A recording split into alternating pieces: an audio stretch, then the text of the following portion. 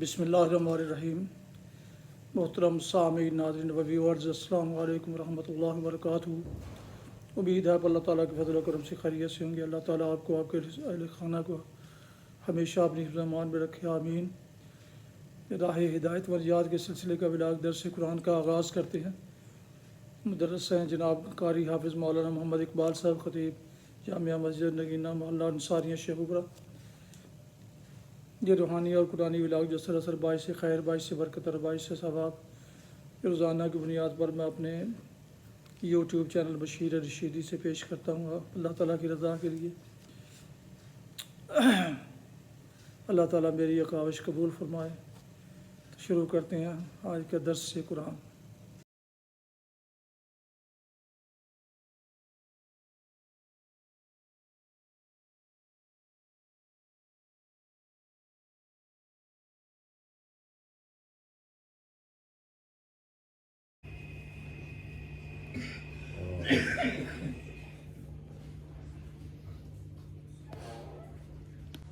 الحمد لله وكفى والصلاة والسلام على من لا نبي بعد. أما بعد فأعوذ بالله من الشيطان الرجيم. بسم الله الرحمن الرحيم. عبس وتولى أن جاءه الأعمى وما يدريك لعله يزكى أو يذكر فتنفعه الذكرى أما من استغنى فأنت له تصدى وما عليك ألا يزكى وأما من جاءك يسعى وهو يخشى فأنت عنه تلهى. صدق اللہ العظیم.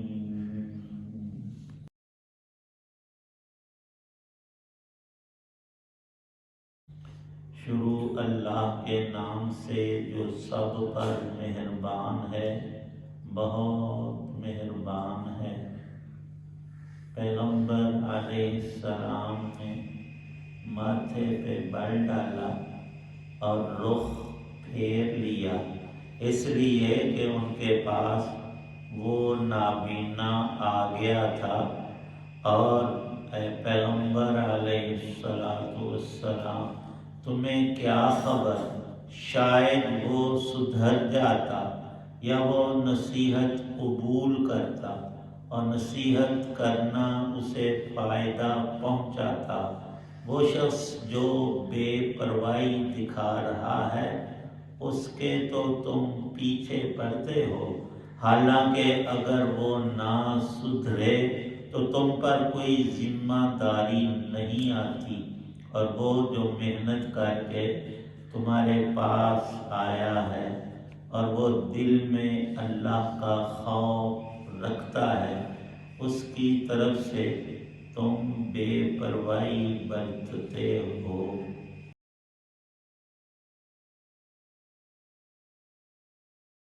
سورۃ عبسہ کی ابتدائی 10 آیات ہیں۔ مفسرین نے ایک خاص واقعہ یہاں ذکر فرمایا ہے۔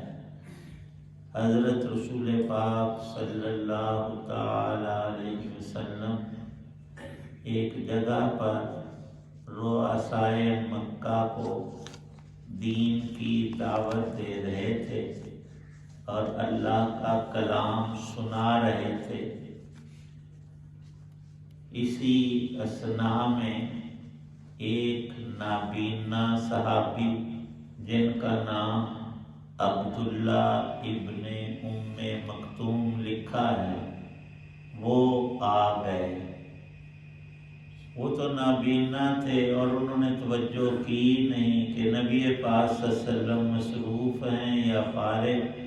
آتے ہی عرض کیا کہ یا حضرت، فلانی آیت کا مطلب مجھے سمجھائیں، وہاں کیا مسئلہ ہے؟ تو نبی پاک صلی اللہ علیہ وسلم نے اس کی طرف التفات نہیں فرمایا اور ناگواری کے سبب سے آپ کی پیشانی مبارکہ پر بل پڑا اور آپ نے ادھر سے منہ دوسری طرف کر لیا۔ اللہ تعالی شانہ نے اس وقت یہ آیات نازل فرمائیں جو ابھی پڑھی ہیں کہ ایک شخص کے آنے پر اس نے یعنی نبی پاک صلی اللہ علیہ وسلم ماتھے پہ بل ڈالا اور رخ دوسری طرف کر لیا، اور معاملہ کیا تھا؟ ان جاءہ الاعمی، ایک نبینے کے آنے اور دخل اندازی پر، اور وہ سوال پوچھ رہا تھا، قرآن پاک کی آیت اور اس کا مطلب دریافت کر رہا تھا۔ تو آپ کو چاہیے تھا کہ ان مشرکین رؤسائے مکہ، ان سرداروں کو چھوڑ کر اس شخص کی طرف فوراً توجہ فرماتے اور اس کی بات سنتے اور اس کو سمجھاتے۔ اور اللہ پاک فرماتے ہیں کہ اس کو اسی وقت علم اور عمل کا فائدہ ہو جاتا، یا بات سمجھ لیتا وہ نابینا اور بعد میں اس پر عمل کرتا، تو آپ کو بتانے کا اور اس کو سمجھنے عمل کرنے کا ثواب ہوتا۔ مفسرین نے ارشاد فرمایا کہ نبی پاک صلی اللہ تعالی علیہ وسلم کے ذہن اقدس میں یہ بات آئی کہ یہ تو اپنا بندہ ہے، آگے پیچھے جب چاہے پوچھ لے، اور یہ جو رؤسائے مکہ، یہ سردار آج میری بات سن رہے ہیں، ان پر اگر اثر ہو اور یہ قبول کر لیں تو یہ چند آدمی نہیں بلکہ سینکڑوں کی تعداد لوگ ان کو دیکھ کر ان کے پیچھے چلنے والے وہ سب مسلمان ہو جائیں، بہت لوگوں کا بھلا ہو۔ تو آپ نے اس اہمیت کو مقدم کیا اور اللہ پاک نے اسے پسند نہیں کیا۔ وجہ کیا تھی؟ لکھا ہے کہ ایک ڈاکٹر ہے، اس کے پاس 2 مریض آتے ہیں، ایک کو معمولی نزلہ زکام ہے اور دوسرا جو ہے اس کو ہیضہ اور بڑا سخت تکلیف اور پیٹ میں درد اور مروڑ اور اس کی حالت بری ہو رہی ہے۔ تو ڈاکٹر نے تو یہی کرنا ہے کہ پہلے جو زیادہ مریض ہے اس کو فوراً توجہ دے گا۔ تو نبی پاک صلی اللہ علیہ وسلم نے یہی کیا، لیکن فرق وہاں یہ تھا، نزلے زکام والا طلب لے کر آیا ہے کہ ڈاکٹر صاحب مجھے دیکھیں اور دوائی دیں، یہ مرض بڑھے نہ اور اس سے مجھے نجات ہو جائے۔ اور جو شدید بیمار ہے، ڈاکٹر خود اس کے پاس آتا ہے کہ یار میں تیرا علاج کروں، آتا جا میں کبھی نہیں ٹیکا لوایا، میں نہیں تیری دوائی لینی، وہ انکار کر رہا ہے۔ تو ڈاکٹر کا اس موقع میں یہی فریضہ ہے کہ جو طلب والا ہے اس کی طلب پوری کرے، اور جو مورد ہے، جو علاج کروانا ہی نہیں چاہتا، آگے سے منکر ہوا جاتا ہے، تو وہ جائے جہاں سے آیا ہے۔ اللہ پاک نے یہ اصول یہاں ارشاد فرمایا کہ ایک بات یقینی ہے اور ایک بات وہمی ہے، تو یقینی کو اختیار کرنا چاہیے، اس کا درجہ اول ہو جاتا ہے۔ اس مسلمان کو جو آپ آیت مبارکہ سمجھائیں، یہ تو مزکا ہوگا، یہ تو اس کا پورا فائدہ اٹھائے گا، اور پھر اس کی ظاہری حالت بھی آپ دیکھیں کہ باوجود آنکھیں نہ ہونے کے، نبینا ہے، اسے نظر نہیں آتا، تو گھر سے طلب لے کر چل کر آیا ہے، پتہ نہیں کہاں بیچارے کو ٹھوکر لگی، گرا کیسے یہ پہنچا ہے، اور پھر اس کے اندر قبول کی جو صلاحیت اور شوق لے کر آیا دین سیکھنے کا، تو اللہ کو یہ پسند ہے۔ آپ پہلے اس پر توجہ دیتے تو جب بھی یہ نبینا صحابی پھر نبی پاک صلی اللہ علیہ وسلم کی خدمت میں زندگی بھر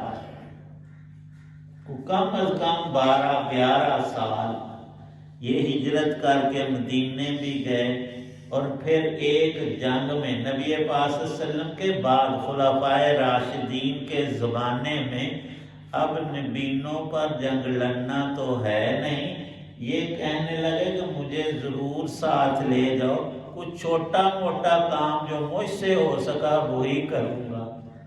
تو جنگ قادسیہ میں ان کے ہاتھ میں مسلمانوں کا جھنڈا تھا۔ وہ جنگ کی جب شدت ہوئی، حملہ ہوا، تو اس میں اللہ نے ان کو شہادت عطا کی، ان کی طلب اور تڑپ کو وہاں بھی پورا کیا۔ جب بھی نبی پاک صلی اللہ علیہ وسلم کے پاس اس واقعے کے بعد یہ نبینا صحابی آتے تو آپ ان کی بڑی ہی تکریم کرتے کہ ان کی وجہ سے اللہ پاک نے مجھے یہ فرمایا کہ اس نبینے کو پہلے سمجھانا تھا۔ تو آپ ارشاد فرماتے جب یہ عبداللہ آپ کی خدمت پاک میں آتے تو آپ ارشاد فرماتے اکثر و بیشتر کہ مرحبا جی آیا ہوں، اور فرماتے کہ بمن عاتبنی فیہ ربی، تیری وجہ سے مجھے میرے رب نے ڈانٹا تھا، تو وہ ہے۔ تو ارشاد ہے فتنفعہ الذکریٰ، یہ جو لوگ مشرکین مکہ سردار بنے پھرتے ہیں ان کے اندر طلب نہیں۔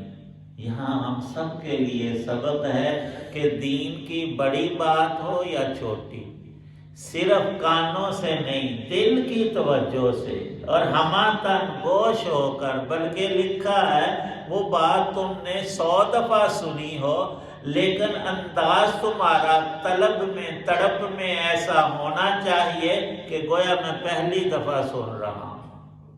جب انسان سننے کا حق ادا کرتا ہے تو اللہ پاک اسے عمل کی توفیق بخشتا ہے۔ یہ درس بھی ان آیات میں ہے۔ رہا یہ کہ کوئی مانتا نہیں اور آپ بڑی ہی چاہت رکھتے تھے یہ سارے لوگ مسلمان ہو جائیں، فرمایا کہ آپ کا کام سمجھانا ہے، آگے ماننا نہ ماننا ان لوگوں کا اپنا ایک وتیرہ ہے اور اس کی پوچھ رب نے خود کرنی ہے، آپ اس میں بری الذمہ ہیں۔ کون مانتا ہے کون نہیں مانتا یہ آپ سے نہیں سوال ہوگا، آپ نے صرف ابلاغ کرنا ہے، تبلیغ کرنی ہے، دعوت دینی ہے، قرآن سنانا ہے، وہ آپ اپنا کام پورا کر چکے۔ جس کے دل میں رب کا خوف ہوتا ہے اس کو اللہ دین کی بہار اور خوشبو عطا کرتے ہیں۔ جس کے دل میں رب کا خوف نہیں، اپنے انجام آخرت کی فکر نہیں اور اس کو وہ مانتا نہیں تو فانتا عنہ تلہا، آپ اسے 1000 دفعہ بھی کہیں وہ مانے گا نہیں اور اس میں آپ کا کوئی نقصان نہیں۔ آپ نے اپنا حق تبلیغ ادا کر دیا، آپ بری ذمہ ہو گئے۔ اس میں ہمارے لیے بھی یہی بات ہے کہ ہم بھی کہنے سے باز نہ رہیں، کہنے پتہ نہیں مننا ہے کہ نہیں، اس کو کہیں ضرور۔ آگے ساتھ دعا بھی نبی پاک صلی اللہ علیہ وسلم ہمارے کے لیے کرتے تھے، ہم بھی دعا بھی کریں، اور بالخصوص ہم تو غیر مسلموں سے نہیں مسلمانوں سے، اور مسلمان کے ہر مسلمان کے دل میں اللہ کا خوف کچھ نہ کچھ ضرور ہوتا ہے، اس لیے کہنے کا فائدہ اسے بھی حاصل ہوتا ہے۔ بہرحال کہنے والا تو کبھی خالی رہتا نہیں، اور یہ تکریم اور یہ طرز اللہ پاک نے نبی پاک صلی اللہ علیہ وسلم کو یہ نہیں فرمایا کہ آپ نے ماتھے پر بال ڈال لیے، فرمایا کہ ایک نے، اور ایک سے مراد نبی پاک صلی اللہ علیہ وسلم ہے، اور غائب کا صیغہ فرمایا، منہ در منہ بات نہیں فرمائی یہ نبی پاک صلی اللہ علیہ وسلم کی اللہ کے حضور تکریم تھی اور ان کے آداب کو امت کو سکھایا گیا۔ اللہ پاک صحیح سمجھ من۔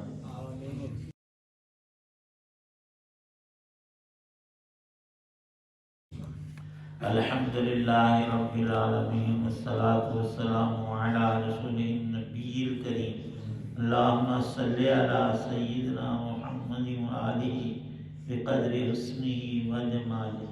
یا اللہ پاک سب بیماروں کو شفا عطا فرما، ہم سب کی پریشانیاں دور فرما، دین دنیا کا سکھ چین آرام راحت نعمتیں برکتیں رحمتیں عطا فرما۔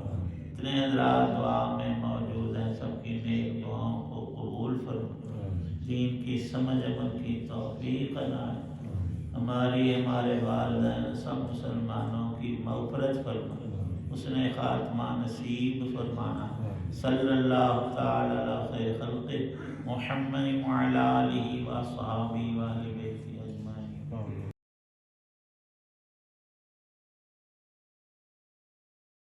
ناظرین و سامعین محترم، ابھی اب سن رہے تھے اور دیکھ رہے تھے راہ ہدایت و نجات کے سلسلے کا ولاگ درس قرآن۔ آج کے درس میں سورہ عبس کی پہلی 10 آیات کی تلاوت، ترجمہ اور تفسیر بیان کی گئی۔ مدرس تھے جناب مولانا محمد اقبال صاحب، اور اسے میں نے اپنے یوٹیوب چینل بشیر رشیدی سے آپ کی خدمت میں پیش کیا۔ آپ سے گزارش ہے کہ اگر آپ نے ابھی تک اسے سبسکرائب نہیں کیا اس چینل کو تو ضرور سبسکرائب کیجیے، اور دوستوں سے شیئر کر کے لائک کر کے بیل آئیکن کو پریس بھی کر دیجیے گا تاکہ آنے والے ایسے روحانی اور قرآنی نوٹیفیکیشنز آپ تک اور دوستوں تک باقاعدہ اور بر وقت پہنچتے رہیں۔ اللہ تعالیٰ آپ کا حامی و ناصر ہو۔ اللہ تعالیٰ آپ کو، آپ کے اہل خانہ کو ہمیشہ اپنی حفظ امان میں رکھے، آمین۔ اپنا بہت خیال رکھے گا، اپنی دعاؤں میں پاک وطن، والدین، باو اجداد، اعزاء کار دوستوں کے علاوہ اس ناشیز کو بھی ان میں شامل فرمائیں تو انتہائی شکر گزار ہوں گا۔ اللہ تعالیٰ آپ کو، آپ کے اہل خانہ کو ہمیشہ خوش رکھے، آباد رکھے، شاد باد رکھے، آمین۔ السلام علیکم ورحمۃ اللہ وبرکاتہ۔ پاکستان زندہ باد۔ اللہ حافظ۔